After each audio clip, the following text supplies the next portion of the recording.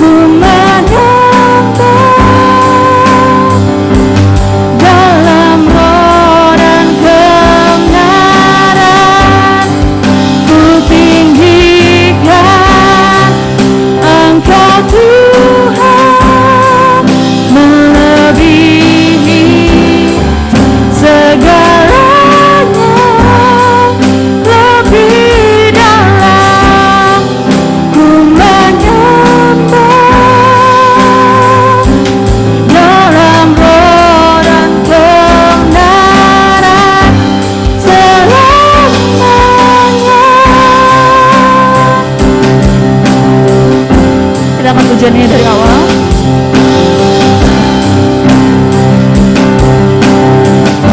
Sungguh besar setiamu, sungguh besar setiamu, nyata di sepanjang hidupku. Darahmu telah layakkan kehidupanku. Tiada kata yang bisa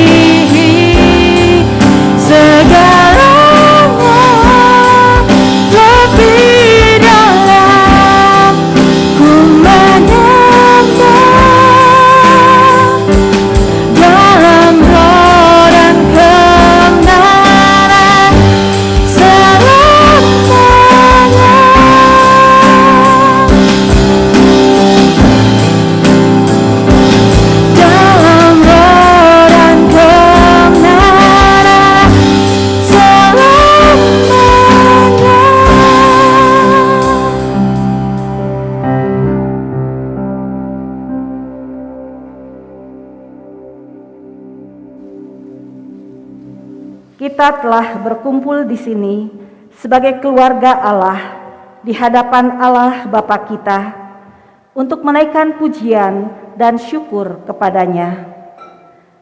Mendengar dan menerima firman-Nya yang kudus, membawa ke hadapan-Nya pergumulan-pergumulan dunia ini, memohon pengampunan-Nya atas dosa-dosa kita dan memohon kasih karunia-Nya, sehingga melalui putranya Yesus Kristus kita mampu mempersembahkan diri kita untuk pelayanannya.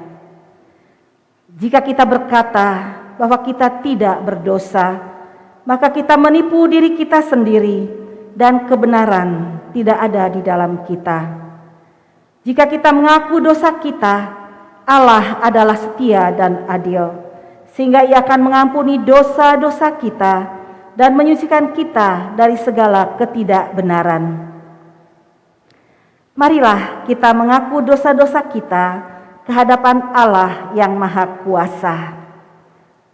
Bersama Allah yang Maha Kuasa, Bapa Surgawi, kami telah berdosa terhadap Engkau dan terhadap sesama kami di dalam pikiran, perkataan, dan perbuatan, melalui kelalaian, kelemahan, dan kesalahan yang disengaja. Kami sangat menyesal dan bertobat dari semua dosa kami, demi Putramu Yesus Kristus yang telah mati untuk kami. Ampunilah kami atas semua yang telah kami lakukan, dan karuniakanlah kami, agar kami dapat melayani Engkau di dalam kehidupan yang baru, bagi kemuliaan nama-Mu. Amin.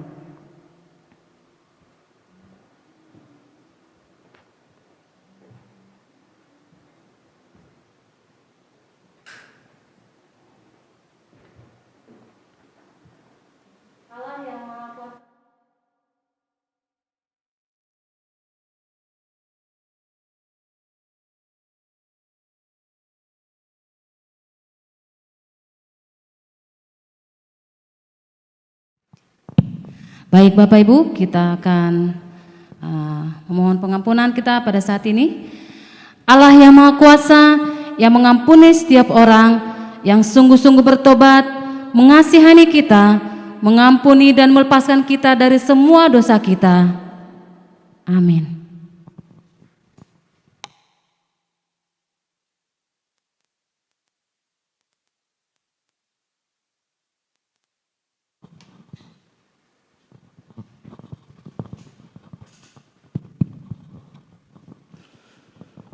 Pembacaan firman Tuhan yang pertama terambil dari 1 Samuel 9 ayat 27 dan dilanjutkan pasal 10 sampai ayat 2a dan ayat 17 sampai 26. 1 Samuel 9 ayat 27. Ketika mereka turun sampai ke ujung kota, berkatalah Samuel kepada Saul, "Katakanlah kepada jongos itu, supaya ia pergi mendahului kita. Tetapi berhentilah engkau sebentar, maka aku akan memberitahukan kepadamu firman Allah." Lalu Samuel mengambil buli-buli berisi minyak, dituangnyalah ke atas kepala Saul. Diciumnyalah dia sambil berkata, "Bukankah Tuhan telah mengurapi engkau menjadi raja atas umatnya Israel? Engkau akan memegang tampuk pemerintahan atas umat Tuhan, dan engkau akan menyelamatkannya dari tangan musuh-musuh di sekitarnya. Inilah tandanya bagimu bahwa Tuhan telah mengurapi engkau menjadi raja atas miliknya sendiri. Apabila engkau pada hari ini pergi meninggalkan aku, maka engkau akan bertemu dengan 2 orang laki-laki di dekat kubur Rahel di daerah Benyamin di Zelzah." Dilanjutkan pasal 10 ayat 17 sampai 26. Saul menjadi raja dengan undian. Kemudian Samuel mengerahkan bangsa itu ke hadapan Tuhan di Mispa, dan ia berkata kepada orang Israel itu, "Beginilah firman Tuhan Allah Israel, aku telah menuntun orang Israel keluar dari Mesir, dan telah melepaskan kamu dari tangan orang Mesir dan dari tangan segala kerajaan yang menindas kamu.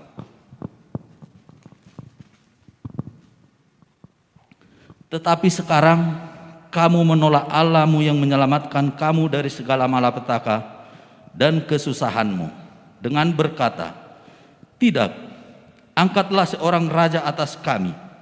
Maka sebab itu, berdirilah kamu di hadapan Tuhan menurut sukumu dan menurut kaummu. Lalu Samuel menyuruh segala suku Israel tampil ke muka, maka didapati suku Benyamin. Sesudah itu, disuruhnyalah suku Benyamin tampil ke muka menurut kaum keluarganya. Maka didapati kaum keluarga Matri. Akhirnya disuruhnyalah kaum keluarga Matri tampil ke muka seorang demi seorang. Maka didapati Saul bin Kis. Tetapi ketika ia dicari, ia tidak diketemukan. Sebab itu ditanyakan pula lah kepada Tuhan, "Apa orang itu juga datang kemari?" Tuhan menjawab, "Sesungguhnya ia bersembunyi di antara barang-barang. Berlarilah orang ke sana dan mengambilnya dari sana. Dan ketika ia berdiri di tengah-tengah orang-orang sebangsanya, ternyata ia dari bahu ke atas lebih tinggi daripada setiap orang sebangsanya." Dan Samuel berkata kepada seluruh bangsa itu, "Kamu lihatkah orang yang dipilih Tuhan itu? Sebab tidak ada seorang pun yang sama seperti dia di antara seluruh bangsa itu." Lalu bersoraklah seluruh bangsa itu demikian, "Hidup raja!" Kemudian Samuel menguraikan kepada bangsa itu tentang hak-hak kerajaan, menuliskannya pada suatu piagam dan meletakkannya di hadapan Tuhan. Sesudah itu Samuel menyuruh seluruh bangsa itu pulang masing-masing ke rumahnya. Saul pun pulang ke rumahnya ke Gibea, dan bersama-sama dengan dia ikut pergi orang-orang gagah perkasa yang hatinya telah digerakkan Allah. Demikianlah firman Tuhan. Syukur kepada Allah.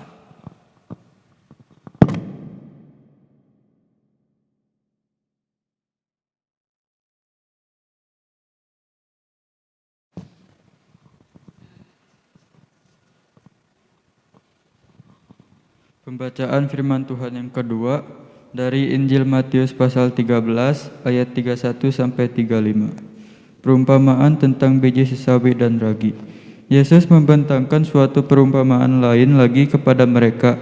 Katanya, "Hal kerajaan sorga itu seumpama biji sesawi yang diambil dan ditaburkan orang di ladangnya. Memang biji itu yang paling kecil dari segala jenis benih, tetapi apabila sudah tumbuh, sesawi itu lebih besar daripada sayuran yang lain, bahkan menjadi pohon, sehingga burung-burung di udara datang bersarang pada cabang-cabangnya." Dan ia menceritakan perumpamaan ini juga kepada mereka. Hal kerajaan surga itu seumpama ragi yang diambil seorang perempuan dan diadukan ke dalam tepung terigu 3 sukat sampai kamir seluruhnya. Semuanya itu disampaikan Yesus kepada orang banyak dalam perumpamaan, dan tanpa perumpamaan suatu pun tidak disampaikannya kepada mereka, supaya genaplah firman yang disampaikan oleh Nabi, "Aku mau membuka mulutku, mengatakan perumpamaan. Aku mau mengucapkan hal yang tersembunyi sejak dunia dijadikan." Demikianlah firman Tuhan.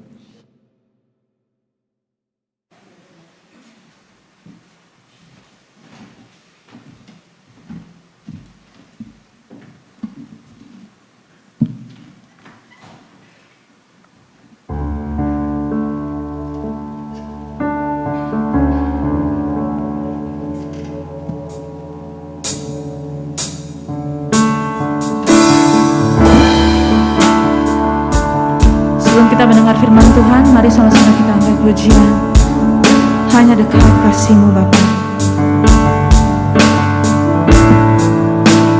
Hanya dekat kasih-Mu Bapa, jiwaku pun tenang.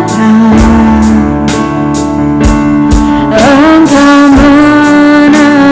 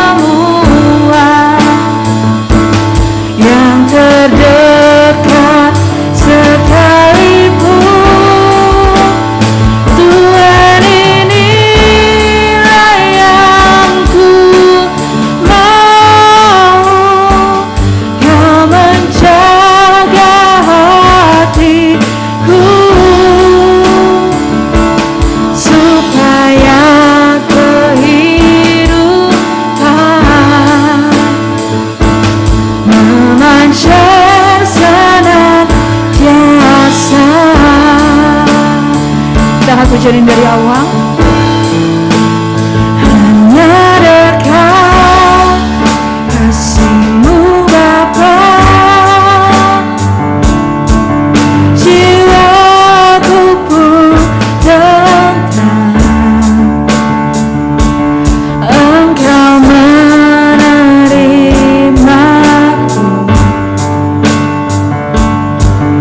dengan sepenuhnya. Walau dunia melihat rupa,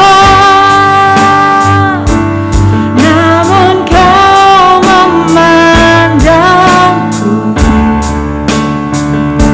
sampai kedalaman hatiku. Tuhan inilah, Tuhan inilah yang ku tahu. Kau mengenal hatiku jauh melebihi semua yang terdekat sekalipun. Tuhan inilah yang ku mau. Kau menjaga hatiku supaya kehidupan memancar senantiasa, supaya kehidupan memancar senantiasa.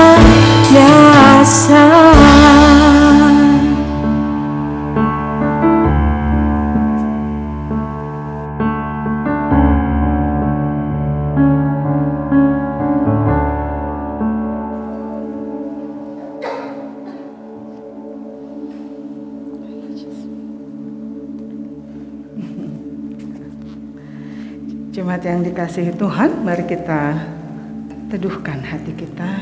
Kita akan berdoa dan akan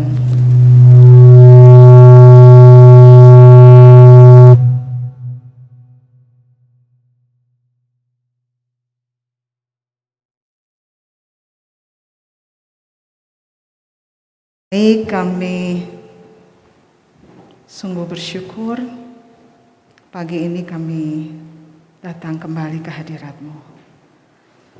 Kami menyembah-Mu, kami memuji-Mu Tuhan. Kami tidak henti-hentinya terus menyembah-Mu dalam situasi apapun, dalam kondisi apapun. Kami bersyukur karena Engkau baik. Kami akan merenungkan firman Tuhan pagi ini ya Bapa.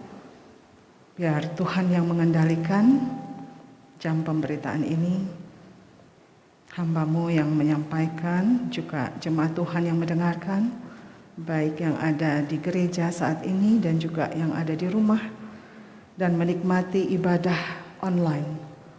Terima kasih Bapa, kuasa-Mu tidak terbatas, Roh-Mu bekerja melalui sarana apapun. Terima kasih Bapa yang baik, biar hati kami terfokus hanya kepada Tuhan dan merenungkan firman ini dengan baik. Di dalam nama Yesus kami berdoa. Amin. Shalom jemaat Tuhan. Kalau boleh izin dibuka dulu ya. Boleh ya. Puji Tuhan, kita beribadah kembali pada minggu ini, tanggal 14 November ya. Dan saya yakin bahwa jemaat Tuhan baik yang hadir saat ini dan juga yang ada di rumah menikmati ibadah bukan sebagai satu rutinitas, tapi memang itulah hidup kita. Kita memang dipanggil untuk menyembah Dia, menjadi penyembah-penyembah yang benar, ada terus dalam persekutuan dengan Tuhan, dan beribadah itu satu sukacita ya, kesenangan gitu. Tidak ada paksaan, tidak juga karena satu dan lain hal, tapi betul-betul ingin dekat dengan Tuhan. Dan kita akan merenungkan bagian firman Tuhan pagi ini dari yang tadi sudah dibacakan ya. Matius pasal yang ke-13 ayat 31 sampai 35. Dengan judul perikop ini adalah perumpamaan tentang biji sesawi dan ragi. Kalau saudara membaca keseluruhan perikop di pasal 13 ini rupanya ada 4 perumpamaan yang disebutkan oleh Tuhan Yesus dan diajarkan kepada murid-muridnya, yaitu perumpamaan tentang seorang penabur, perumpamaan tentang lalang di antara gandum, perumpamaan tentang biji sesawi, dan perumpamaan tentang pukat. Jemaat yang dikasihi Tuhan, adakah di antara kita yang mengetahui apa arti perumpamaan itu? Ada yang tahu di rumah? Jemaat di rumah bisa menjawab. Apa itu perumpamaan? Kita mungkin tahu kata umpama ya, umpama, diumpamakan, perumpamaan. Mungkin kalau bahasa Batak patumpal itu apa? Umpasa ya, betul nggak? Umpasa itu seperti apa? Perumpamaan ya. Dan mengapa Tuhan Yesus mengajar pada para muridnya itu adalah tentang perumpamaan. Jadi sangat menarik mengamati pengajaran Tuhan Yesus dari perumpamaan. Kalau kita mungkin perdalam lebih jauh lagi tentang perumpamaan, ini bisa dikatakan sebagai satu analogi ya. Analogi, menyamakan ini dengan ini, mengumpamakan ini dengan ini, menyamakan ini dengan ini. Mungkin kalau orang yang suka dengan sastra tahu gaya-gaya bahasa, ya, figurative language. Ada yang metafora, ada personifikasi, ada ini. Tapi di sini Tuhan menyampaikan perumpamaan, dan perumpamaan itu seperti analogi yang barangkali disampaikan secara sederhana, tetapi kalau kita gali maka ini maknanya begitu dalam. Dan perumpamaan ini pasti sudah sering kita baca dan sudah kita sering dengar juga sih. Tapi mohon supaya kita mendapatkan sesuatu yang baru dari Tuhan. Apa yang Tuhan ingin sampaikan lewat perikop ini. Dari ayat 31 sampai 35. Perumpamaan tentang biji sesawi dan ragi. Siapa di sini yang pernah lihat biji sesawi? Ibu Natalina pernah lihat? Sebesar apa Bu? Kecilnya segimana Bu? Kecil sekali gitu.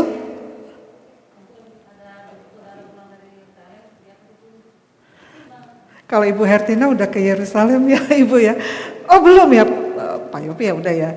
Pernah lihat biji sesawi ya? Walah seperti pasir. Kalau saya sih belum pernah lihat, jadi memang harus bertanya dulu untuk memvisualisasikan biji sesawi itu sebesar apa. Jadi ada yang mengatakan itu besarnya 0,5 milimeter ya, betul. Jadi 1 senti 10 mili setengah kecil sekali, betul ya. Dan mengapa Tuhan menggunakan perumpamaan ini untuk menjelaskan tentang kerajaan sorga? Kalau saya pernah lihat benih, tapi bukan benih biji sesawi, benih sayuran, yaitu sosin. Masih ingat dengan ibu saya almarhum dulu ya, ada tanah di belakang rumah kami, lalu ibu saya bawa benih kecil, biji hitam. Saya bilang, ini apa? Oh senang dimain-mainin. Oh jangan, ini benih sayuran. Lalu ditanam gitu, akhirnya tumbuh. Tapi itu cuma benih ini aja, nggak tinggi. Tumbuhnya ya sayuran, sosin gitu ya. Tapi ini benih dari biji sesawi. Apa yang menarik dari biji sesawi ini? Kecil. Mari kita lihat di perikop ini. Hal kerajaan sorga itu seumpama biji sesawi yang diambil dan ditaburkan seorang di ladangnya. Ayat 32. Memang biji itu yang paling kecil dari segala jenis benih. Tetapi apabila sudah tumbuh, sesawi itu lebih besar daripada sayuran yang lain. Bahkan menjadi pohon, sehingga burung-burung di udara datang bersarang pada cabang-cabangnya. Terlihat jelas. Tadi saya bilang biji sosin kecil, tumbuh, tapi Ya cuma segitu aja, nggak tinggi gini, pendek ya, sosin ya tinggal ambil aja kalau panen. Tapi biji sesawi yang paling kecil dan kalau tumbuh itu menjadi pohon yang besar. Besar, bahkan kan bercabang, beranting dan pohon bisa bersarang di situ. Amazing ya, Tuhan sangat luar biasa. Brilliant, kecil jadi besar. Saudara, dalam hidup kita seringkali berpikir kecil itu tidak bermakna. Setuju dengan saya tidak? Saya mah cuma orang kecil. Kalau bahasa Sunda mah, abdi mah jami alit atau tiasa naonnya. Orang kecil, maksudnya kecil bukan kalau kecil badannya puji Tuhan ya. Kalau perempuan pengen badannya kecil ya, langsing ya. Bukan langsung ya. Saya nggak bermaksud nyindir apa-apa Bu Hertina, bukan. Kecil badannya, ada orang kecil, ada kecil, tapi orang sering merasa dirinya kecil. Dan ketika kecil kok merasa nggak berharga, merasa nggak berarti, merasa nggak bermakna, merasa nggak bisa berbuat apa-apa karena saya kecil.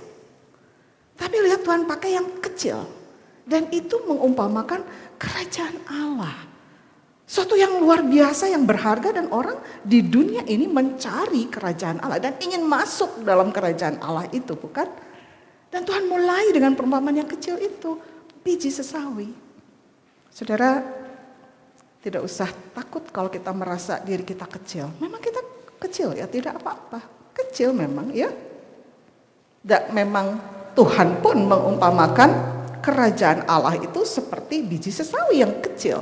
Tapi kalau sekali dia tumbuh, dia akan besar menjadi pohon tinggi, bercabang, bahkan burung-burung bisa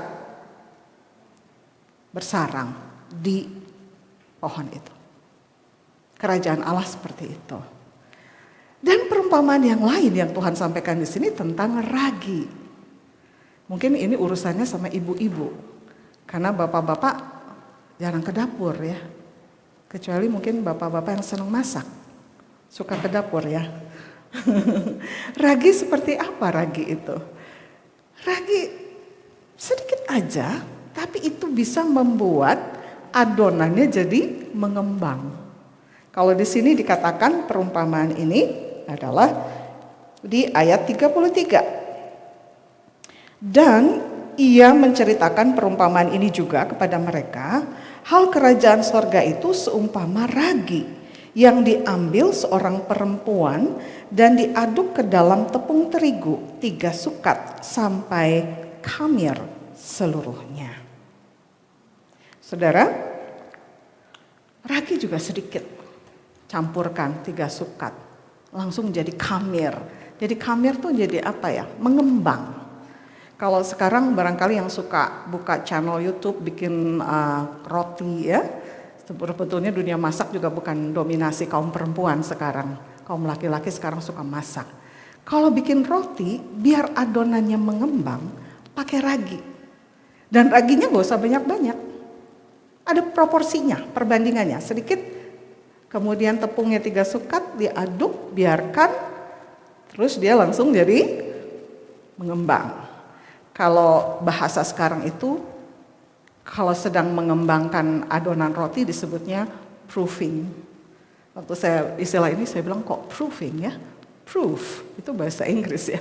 Proof membuktikan, proof. P-R-O-O-F, proof. Tapi ini proofing supaya adonannya mengembang. Ada lagi satu teknik yang bagus kalau bikin roti katanya. Ketika proofing sudah diaduk, tepungnya, masukkan raginya, taruh di dalam wadah, tutup, di bawahnya taruh air hangat supaya panas dan adonan mengembang. Saudaraku, kenapa Tuhan Yesus memberikan perumpamaan ini kepada kita? Perumpamaan tentang biji sesawi dan ragi. Mungkin kita sudah sering dengar dan bilang, oh ya sudah tahu itu. Tapi coba kita pikirkan bahwa dalam sejarahnya, dalam pelayanannya, Tuhan Yesus memulai dari yang kecil. Betul? Dia hanya merekrut 12 orang jadi muridnya, disciples. Lalu dia melayani, mengajar dengan begitu tekun. Ibaratnya ini mungkin sedang mendidik, melatih, memuridkan, sampai ke 12 murid ini menjadi orang-orang yang luar biasa, menjadi para rasul, kecuali satu yang berkhianat itu. Jadi kalau kita berpikir tentang hal yang kecil, kita jangan menjadi kecil hati. Betul? Sering kita merasa, ya saya mah bisa apa tuh? Saya mah kecil. Saya mah gak punya kekuatan apa-apa. Saya mah gak punya power. Saya mah gak punya kuasa. Malah orang juga nganggap saya tuh gak penting. Gak berharga. Kamu mah gak ada artinya apa sih? Kalau kita berpikir begitu, saya rasa tidak bijaksana. Sayang sekali. Kenapa kita harus berpikir dengan mental yang kecil? Banyak orang begitu. Kenapa? Karena kita suka membandingkan dengan orang-orang besar. Bukan cuma besar badan, besar mungkin prestasinya, pencapaiannya, apa-apanya besar. Sehingga kita merasa gak berharga dan kecil. Kita jangan lupa bahwa ukuran yang kita pakai bukanlah ukuran dari dunia ini. Memang kalau kita melihat ukuran dari dunia tentang pencapaian, tentang keberhasilan, tentang apapun prestasi, kita selalu menjadi kecil. Karena ukuran kita mulai dengan membandingkan. Ada satu nasihat dari orang bijak, supaya kita tidak merasa diri tidak berharga dan tidak berdaya dan lemah. Jangan suka bandingkan diri kita. Kita suka banding-banding dan banding-banding itu parah itu, janganlah. Kita jadi kurang bersyukur dengan diri kita, kurang menerima diri kita, kurang menghargai diri kita, kurang menghargai potensi yang Tuhan berikan kepada kita. Kenapa? Suka banding-banding sama orang. Tolong, saya juga diingatkan janganlah banding-banding. Tidak, karena Tuhan mulai dari yang kecil, dari yang kecil. Dan yang kecil itu menjadi besar dan disitulah perumpamaan tentang kerajaan Allah. Mulai dari Tuhan Yesus memuridkan 12 orang, Tuhan memanggil murid-murid dengan caranya yang khusus. Ketika Petrus sedang menangkap ikan, Tuhan panggil, ikut aku, akan kujadikan penjala manusia. Dan Tuhan memilih orang-orang yang barangkali oleh dunia itu dianggap tidak penting. Mana orang mau dengar seorang nelayan? Sama sekali bukan orang berpendidikan. Tetapi Tuhan memanggil mereka menjadi muridnya. Dan disitulah mulai Allah melakukan karyanya. Dan melalui para murid yang dulunya orang-orang yang tidak dianggap itu, mereka menjadi besar. Memberitakan kabar Injil. Memberitakan kerajaan Allah. Sampai sekarang pemberitaan Injil itu tentang kerajaan Allah tidak akan pernah goyah. Meskipun ada orang yang meragukan, meskipun ada orang yang menganggap apa itu, tetapi kerajaan Allah itu kekal dan sesuatu yang benar dan kita melihatnya dengan iman kita. Saudaraku, biji sesawi, ragi itu kayak tepenan gitu ya. Dua perumpamaan ini, biji sesawi dan ragi. Kecil-kecil bisa membesarkan. Kecil-kecil bisa membesarkan. Jadi kalau kita lihat ini bahwa biji sesawi tumbuh menjadi pohon yang besar dan ragi mengkamirkan adonan menjadi mengembang. Saudara, poin pertama yang harus kita ingat tadi adalah kita memang kecil. Tidak apa-apa dianggap kecil oleh dunia. Mulai dari yang kecil, memang seperti itu yang Tuhan ajarkan dalam perumpamaan. Kita kecil, gak apa-apa. Poin pertama, tidak apa-apa kita kecil. Jangan berpikir kecil dari segi kuantitas. Karena kita suka bisa mengkontraskan kuantitas dan kualitas. Kalau kita cuma, sebagai contoh, kalau saya di kampus, saya suka sedih ya, saya kecil. Sendiri orang percayanya. Teman-teman semua orang-orang saudara sepupu ya suka merasa aduh sendirian ya, kecil ya. Ada dosen lain tapi setelah itu saya nggak dengar lagi dia kemana. Mahasiswa juga yang Kristen kecil dibanding ribuan di kampus gitu. Kita memang kecil. Tapi apakah ketika saya merasa kecil saya harus ikut yang mayoritas? Karena jumlah mereka banyak, kuantitas mereka banyak. Apakah saya terpengaruh dengan jumlah kuantitas besar? Secara manusia saya akan bilang, iya, mereka banyak. Saya cuma sendiri.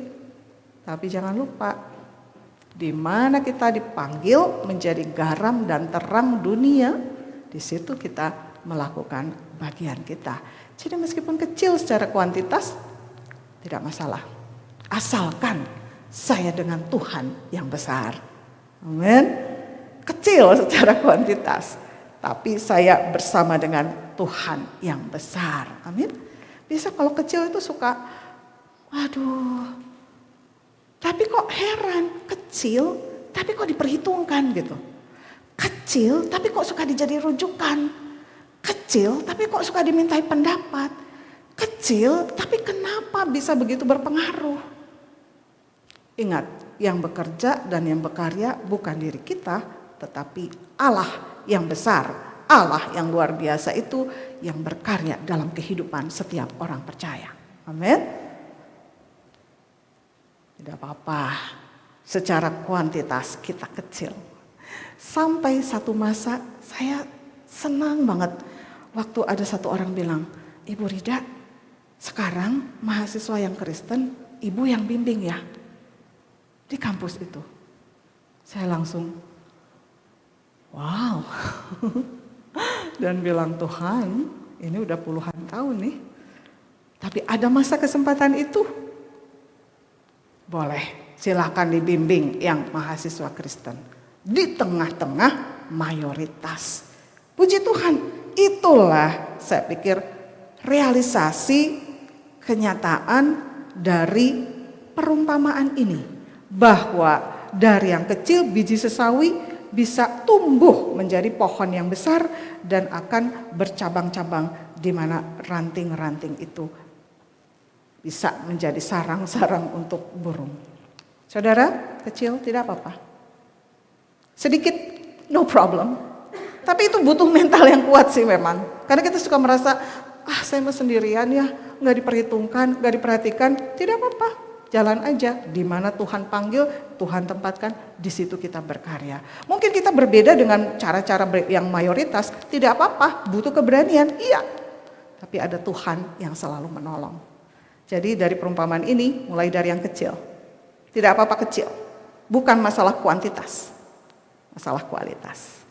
Hal yang kedua, kecil, tapi Tuhan memberi potensi kepada setiap orang percaya, amin. Apakah saudara di tempat ini dan yang ada di rumah yakin Tuhan memberi potensi pada diri kita? Yes? Yes or no? Aduh, saya mah gak bisa apa-apa gitu. Ada satu cerita tentang seorang pemuda yang sangat pemalu pemuda ini. Sangat pemalu. Ingat, pemalu bukan malu-maluin. Beda ya, malu-maluin mah bahasa Sunda mengerakeun ya Bu Hertinanya. Ngerakeun ijama eta teh. Enggak, ini pemalu. Pemalu itu sifat ya, malu gitu. Pemuda ini merasa dirinya gak punya apa-apa, gak bisa apa-apa, diem, malu, saya emang gak punya potensi. Kalau dalam satu kegiatan atau apapun dia pasti paling nyumput gitu, mencil gitu. Nah saya emang gak bisa apa-apa, pemalu, saking pemalu gitu. Pemalu bahasa Inggrisnya shy, ya. Kalau karakter tuh shy. Malu-malu kucing bukan shy cat, bukan ya. Malu, pemalu aja, kadang suka ketemu orang pemalu ya, baru diajak ngomong mukanya udah merah gitu kan. Kalau ngomong matanya nggak mau natap gitu ya. Padahal kalau teori komunikasi itu harus ada eye contact kalau bicara. Singkat cerita, pemuda ini betul-betul pemalu. Entah bagaimana didikan orang tuanya, saya tidak tahu. Karena biasanya sifat itu bisa dari genetik ya, dan juga lingkungan dia dibesarkan. Tapi dia betul-betul pemalu, nggak berani, nggak pede, nggak percaya diri. Ketemu orang, dia merasa aduh nggak punya potensi. Sampai satu saat, ketika di sebuah kebaktian kebangunan rohani, berita Injil disampaikan dengan begitu jelas, dan pemuda itu ngerti gitu. Wow, jadi sebenarnya wow, dapat titik di mana dia, yes, ternyata Tuhan mengasihi saya. Wow. Dan dia mati untuk saya. Wow, wow lagi matanya, wow. Wow. Di situ Roh Kudus menjamah hatinya, mengubahkan hidupnya, dan dia sadar betul bahwa Tuhan memberikan potensi untuk dia. Dan apa yang terjadi? Wah, dia jadi berani, percaya diri, dia yakin, dia tahu. Kenapa? Allah yang di dalam dirinya, Roh Kudus yang di dalam dirinya, yang mengajar dia, mengajarkan dia banyak hal, membukakan hal-hal baru, dan potensi dia berkembang. Dan dia mulai memberitakan Injil. Karena dia merasa tahu persis dia dikasihi Allah.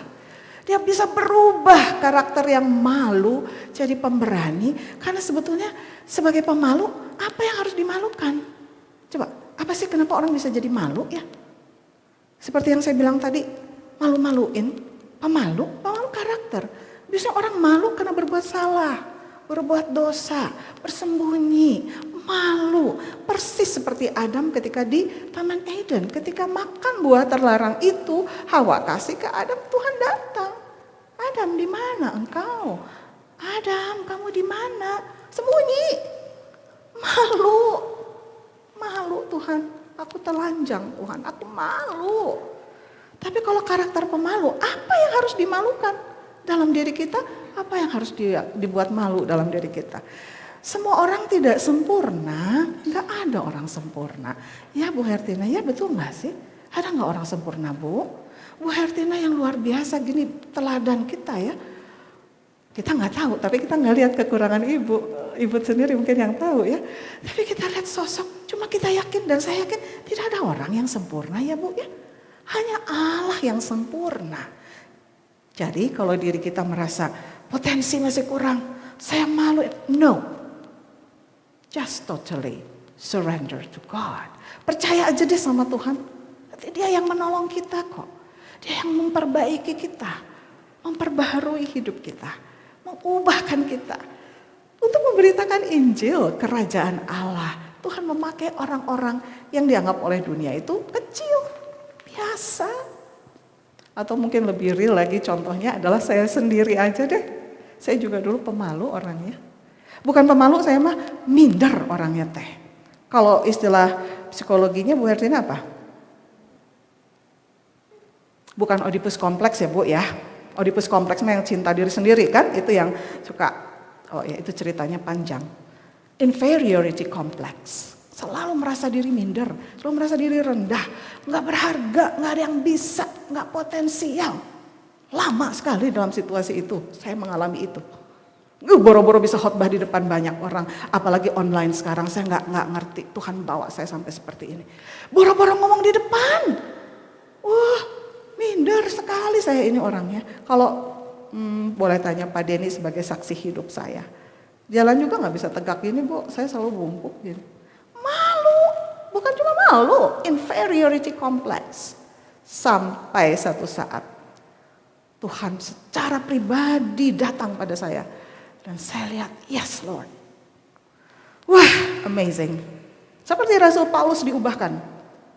Tuhan menolong saya dan mengubahkan hidup saya. Seperti ini. Dan saya sangat bersyukur. Terima kasih Tuhan. Potensi Tuhan berikan. Itu cerita tidak akan pernah lupa. Karena itu kehidupan nyata. Dan kita tidak suka yang hoax ya. Terlalu banyak kabar hoax di mana-mana di social media. Dan orang suka berita hoax. Tetapi Injil Kerajaan Allah is not a hoax. This is the truth. Kerajaan Allah mah tentang kebenaran. Kedamaian. Semuanya kebenaran. Tapi orang dunia sekarang seperti suka yang bohong daripada yang benar. Ini Kerajaan Allah tuh begini. Ini real. Dan saya tidak akan pernah melupakan perubahan diri saya ketika bertemu dengan Tuhan Yesus. Sehingga firman Tuhan yang ditulis dalam 2 Korintus pasal 5 ayat 17 itu betul-betul nyata. Siapa yang ada dalam Kristus, dia adalah ciptaan baru. Yang lama sudah berlalu, yang baru sudah datang. Jadi kalau kecil, lemah, tidak berdaya, pemalu, inferiority, forget it. Datang sama Tuhan. Tuhan ubahkan kita sesuai dengan rencananya untuk memperlebar kerajaannya. Amin. Lalu apa yang kita pelajari dari perumpamaan ini? Satu, tidak usah berpikir yang besar-besar dulu untuk kerajaan Allah. Karena kita kan kecil, ya kita kecil. Gak usah pikir jadi pengkhotbah yang hebat, penginjil yang hebat, bikin KKR hebat. Jangan dulu ke situ. Kalau kata saya sih, kalau memang Tuhan panggil untuk itu silakan go ahead. Tapi saya tahu persis penginjil hebat seperti Billy Graham, dia mulai dari dirinya dulu. Gak pikir langsung mimpi besar. Mari kita mulai dari diri sendiri.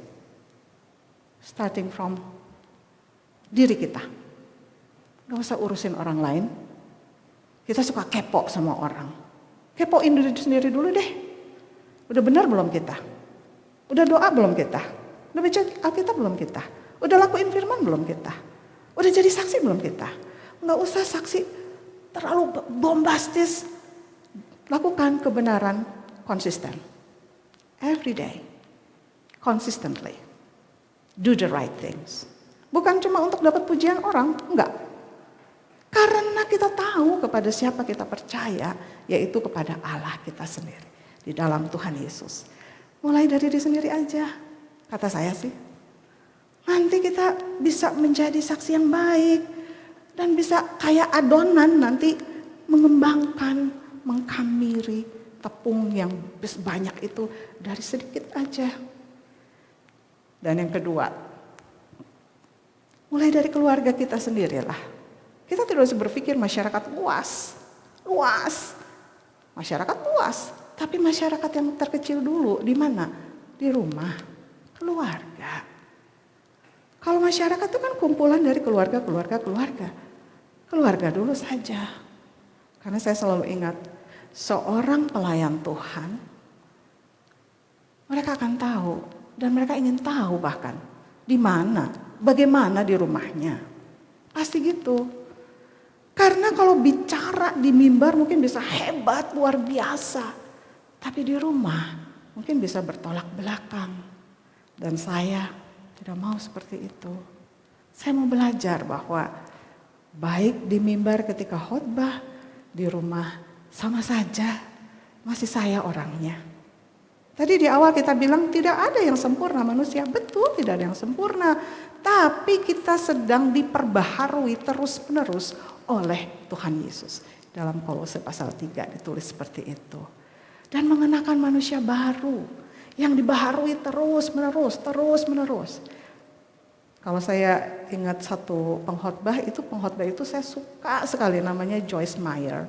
Didengerin semua khotbahnya. Dan dia bilang gini, what happened is behind closed door that people would like to know who you are as the servant of the Lord. Yang terjadi orang apa sih? Di rumah itu yang mereka ingin tahu. Kenapa? Mungkin kita bisa khotbah hebat sekali. Di rumah kita marah-marah, gak puguh gitu. Please, saya sendiri diingatkan. Konsisten melakukan kebenaran setiap hari. Saya berharap bahwa pengertian kita tentang biji sesawi yang kecil, ragi yang kecil, menjadi besar kalau dia tumbuh, biji sesawi itu mengkamiri adonan. Biarlah kita menjadi orang-orang yang mungkin secara kuantitas kecil, tapi kita diberi kualitas besar oleh Allah dan potensi yang besar oleh Allah. Lakukan bagian kita saja dengan sukacita, dengan senang hati, mau terus dibentuk sama Tuhan seperti apapun saat kita sekarang ini. This is the best time. Mungkin musimnya begini, tapi ini selalu yang terbaik dari Tuhan. Amin. Mari kita berdoa.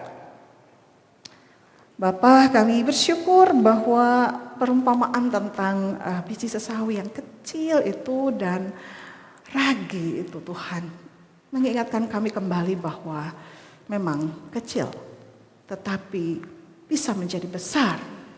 Dan Tuhan menganalogikan itu seperti kerajaan Allah. Dan biarlah kami, umat-Mu Tuhan, jemaat-Mu Tuhan, memahami ini. Sadar betul bahwa kami adalah orang-orang pilihan Allah yang terus diperbaharui. Dan kami bisa menjadi saksi untuk Tuhan. Memberitakan kerajaan Allah itu. Membawa dampak dimanapun kami berada. Kami tidak mau mengukur atau membandingkan dengan ukuran dunia yang membuat kami frustrasi. Tapi kami mau melakukan sebagaimana yang Tuhan mau. Itu aja yang paling penting. Terima kasih Bapak yang baik untuk pagi ini. Kami tidak lupa untuk terus bersyukur kepadamu atas segala kebaikan dan kemurahan-Mu. Dan kami tahu bahwa kami bukan kebetulan untuk menjadi anak-anak-Mu. Terima kasih Bapak yang baik. Biarlah firman ini menjadi rema dalam hati kami. Dan kami terus semakin cinta kepada firman-Mu dan cinta kepada Tuhan. Di dalam nama Yesus kami berdoa. Amin. Shalom jemaat Tuhan. Terima kasih.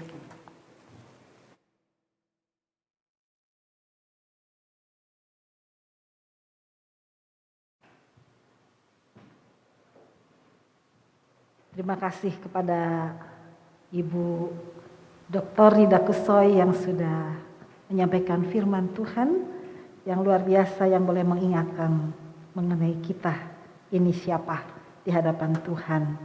Terima kasih Bu Rida. Mari Bapak Ibu, kita bersama-sama akan bangkit berdiri dan kita akan mengikrarkan pengakuan iman kita bersama-sama. Bersama, aku percaya kepada Allah, Bapa yang Maha Kuasa, Khalik langit dan bumi, dan kepada Yesus Kristus, putranya yang tunggal Tuhan kita, yang dikandung dari Roh Kudus, lahir dari anak darah Maria, yang menderita sengsara di bawah pemerintahan Pontius Pilatus, disalibkan, mati dan dikuburkan. Ia turun ke dalam dunia orang mati. Pada hari ketiga dia bangkit kembali. Ia naik ke surga dan duduk di sebelah kanan Sang Bapa. Ia akan datang kembali untuk menghakimi orang yang hidup dan yang mati. Aku percaya kepada Roh Kudus, gereja yang kudus dan katolik, persekutuan orang kudus, pengampunan dosa, kebangkitan orang mati, dan hidup yang kekal. Amin. Silakan duduk. Kita bersama-sama akan menaikkan doa-doa syafaat kita. Mari kita berdoa. Ya Allah, pencipta dan pemelihara kehidupan manusia, kami berdoa untuk setiap orang dan setiap ras, dan dalam setiap keperluan. Biarlah jalan-jalan-Mu dikenal di bumi, dan kuasa penyelamatan-Mu kepada semua bangsa. Secara khusus kami mau berdoa untuk bangsa kami, bangsa Indonesia. Kami bersyukur untuk keadaan bangsa-Mu pada saat ini. Biarlah kiranya Engkau terus menolong kami Bapa, secara khusus untuk Bapak Presiden kami, Bapak Joko Widodo dan semua jajarannya Bapa. Kiranya Tuhan berikan hikmat dan bijaksana yang daripada Tuhan di dalam beliau memimpin bangsa kami, bangsa Indonesia ini, terutama dalam menghadapi masa pandemi saat ini Tuhan. Biarlah kiranya pertolongan yang daripada Tuhan turunkan atas kami. Dan dalam situasi saat ini, biarlah kiranya anak-anak-Mu atau yang masih belum percaya kepada Tuhan boleh melihat akan kemuliaan Engkau dan boleh percaya kepada Engkau Tuhan. Bapa yang Maha Pengasih, dengarkanlah doa kami. Kami berdoa untuk gereja di seluruh dunia. Tuntun dan pimpinlah kami dengan Roh Kudus-Mu, sehingga semua yang mengaku dan menyebut dirinya orang Kristen dapat dituntun pada jalan kebenaran dan memegang teguh iman dalam kesatuan roh, dalam ikatan damai sejahtera, dan dalam kebenaran hidup. Secara khusus kami mau berdoa Tuhan untuk gereja-Mu, Gereja Anglikan St. Paul di Bandung ini. Kiranya Tuhan, Engkau juga menolong kami semua hamba-hambamu, pengurus yang ada, supaya kami diberikan hati oleh Tuhan untuk boleh melihat keluar akan jiwa-jiwa yang belum mengenal Engkau. Tuhan, taruhkan hati itu kepada kami, walaupun kami mungkin tidak besar, tapi kami kecil, tapi biarlah kiranya kami juga bisa menjadi ragi di tengah-tengah kehidupan kami Bapa, untuk boleh memberkati orang-orang yang ada di sekitar kami. Terima kasih Tuhan. Tuhan, dalam kemurahan-Mu, dengarkanlah doa kami. Kami menyerahkan kepada kebaikan-Mu sebagai Bapa, mereka yang cemas dan tertekan dalam pikiran maupun secara jasmani. Hiburkanlah dan lepaskanlah mereka dalam keperluan mereka. Berikanlah kesabaran kepada mereka dalam penderitaan mereka, dan munculkanlah kebaikan dari kesulitan mereka. Secara khusus kami saat ini Tuhan mau berdoa untuk jemaat-Mu yang mungkin saat ini sedang dalam pergumulan, dalam menghadapi masalah ekonomi. Tuhan, kiranya Tuhan tolong dan buka jalan keluar bagi mereka Bapa. Dan mungkin saat ini yang sedang dalam keadaan sakit, kami teringat untuk cucunya Pak Henry Simarangkir Tuhan, yang sedang dalam kelemahan tubuh, untuk Alexander. Tuhan, kiranya Tuhan juga menolong, menjamah dan menyembuhkan sehingga dia menjadi sehat kembali Tuhan. Dan kami juga mau berdoa untuk yang lain yang mungkin sedang dalam kelemahan tubuh. Tuhan, kiranya Tuhan jamah, Tuhan sembuhkan. Kami juga saat ini Tuhan mau berdoa untuk anak-anak-Mu yang berulang tahun pada bulan November ini. Kiranya Tuhan kasih dan berkat-Mu juga Tuhan curahkan ke atas anak-anak-Mu ini Bapa. Dan saat ini Tuhan kami mau berdoa secara khusus untuk Ibu Rida yang sudah berbagi berkat kepada kami melalui firman-Mu. Kiranya Tuhan memberkati beliau Tuhan di dalam tugas, dalam sebagai dosen di dalam kampus. Kiranya Tuhan juga memberikan hikmat bijaksana, kekuatan yang daripada Tuhan. Biarlah kiranya Tuhan memakainya untuk boleh menjadi berkat di tengah-tengah situasi yang ada. Kau memberkati juga anak-anaknya, memberkati juga suami Pak Denny dan semua keluarga Bapak. Kami serahkan ke dalam tangan Engkau. Bapa yang Maha Pengasih, terimalah doa-doa ini demi Putra-Mu Juru Selamat kami Yesus Kristus yang telah mengajar kami berdoa. Bapa kami yang di surga, dikuduskanlah nama-Mu, datanglah kerajaan-Mu, jadilah kehendak-Mu di bumi seperti di surga. Berikanlah kepada kami pada hari ini kami yang secukupnya, dan ampunilah kami akan kesalahan kami, orang yang bersalah kepada kami, dan janganlah bawa kami ke dalam pencobaan, tapi lepaskanlah kami daripada yang jahat, karena Engkaulah yang empunya kerajaan dan kuasa dan kemuliaan sampai selama-lamanya. Amin. Baik Bapak Ibu, saat ini kita bersama-sama akan memberikan persembahan yang semuanya berasal daripada Tuhan. Biarlah kita boleh memberikan yang terbaik bagi Tuhan. Bagi yang di sini bisa memberikan secara langsung. Bagi yang di rumah yang ingin mengumpulkan dan kemudian mentransfer kepada gereja, silahkan. Dan bagi yang ingin mentransfer langsung kepada rekening gereja, silahkan juga. Nomor rekeningnya akan di-share kepada kita semua. Baik, yang akan membawakan persembahan, petugas silakan.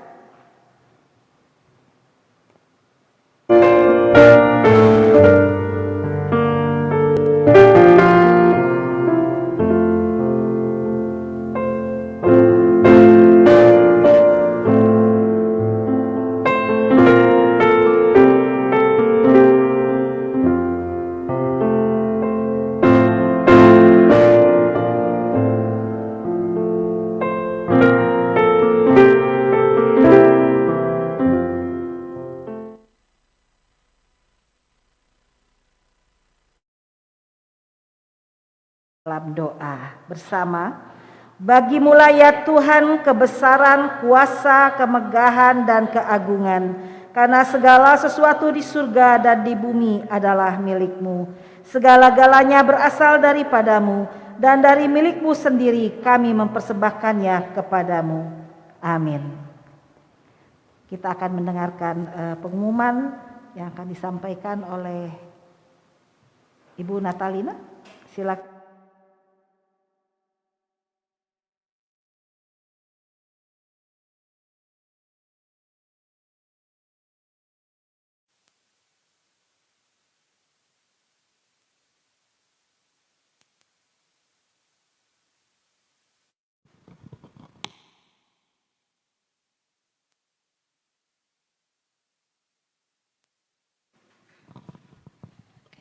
Baik, pertama-tama kami mengucapkan terima kasih kepada Ibu Rida Kuso yang sudah menyampaikan kebenaran firman Tuhan pada hari ini. Biarlah kita semua boleh menjadi biji-biji sesawa yang kecil dan ragi yang bisa memberi dampak kepada orang-orang di sekeliling kita, dan kita bisa menjadi saksi Kristus dan menjadi surat yang terbuka di lingkungan dimanapun kita berada. Terima kasih Ibu Rida, Tuhan Yesus memberkati. Kami juga mengucapkan kepada jemaat Tuhan yang berulang tahun di bulan ini, Tuhan Yesus memberkati. Ada Ibu Sri dan juga yang lain yang mungkin akan berulang tahun di minggu-minggu yang datang. Kami mengucapkan selamat ulang tahun, Tuhan Yesus memberkati. Kami juga mengucapkan bersyukur ya kepada Tuhan atas kesembuhan dari adik kita Alexander Dilan. Kemarin sempat dirawat di rumah sakit. Puji Tuhan sudah boleh pulang ke rumah.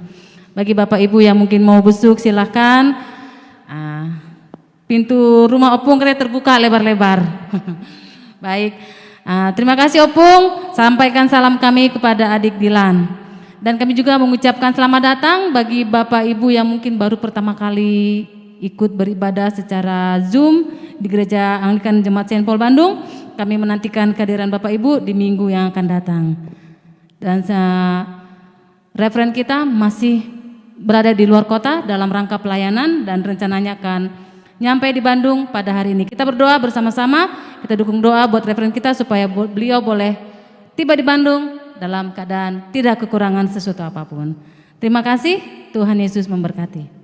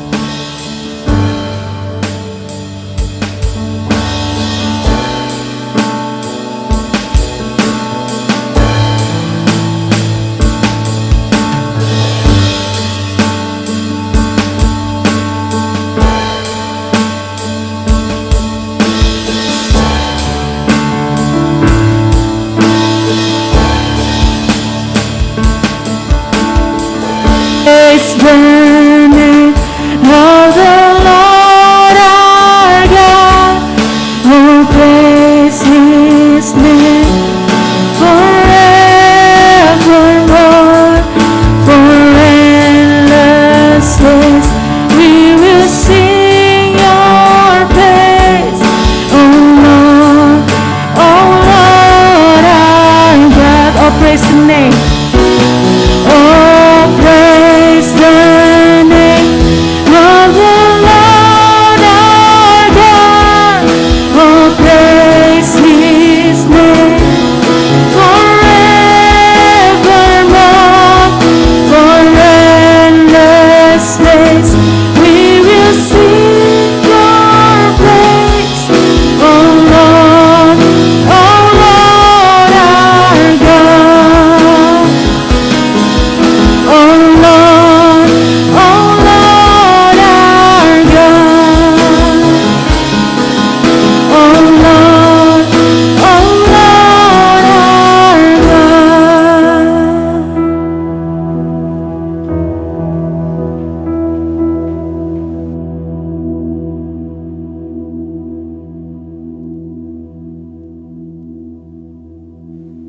Baik jemaat Tuhan, kita bangkit berdiri. Kita akan mengakhiri persekutuan kita pada pagi hari ini. Dan terimalah berkat yang daripada Allah, kasih karunia Tuhan kita Yesus Kristus dan kasih Allah dan persekutuan Roh Kudus menyertai kita sekalian senantiasa. Amin. Silakan duduk untuk bersatu.